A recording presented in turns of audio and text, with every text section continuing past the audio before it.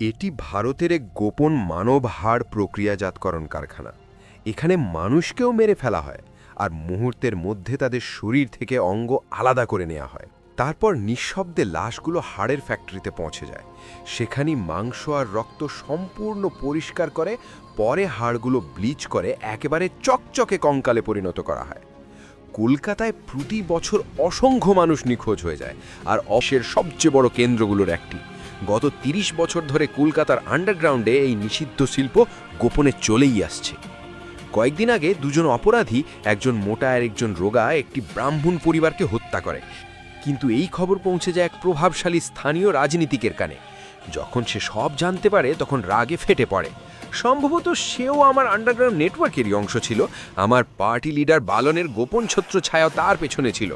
সেই রাজনীতিক আমাকে আশ্বাস দিয়েছিল শেষ পর্যন্ত আমাকে সে বাঁচিয়ে দেবে, আমাদের কাজ কোনোদিন ফাঁস হবে না।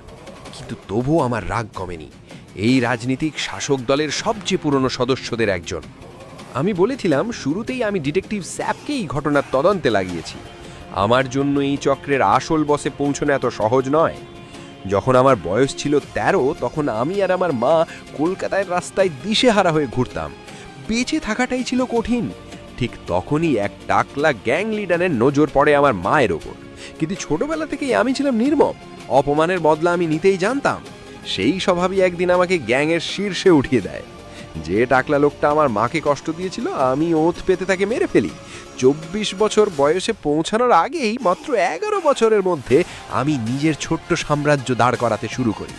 সাহস, হিংস্রতা আর মৃত্যু ভয়কে তুচ্ছ করার মানসিকতা নিয়েই আমি বেঁচেছিলাম, আর শেষ পর্যন্ত এই গ্যাংয়ের নেতা হয়ে উঠি।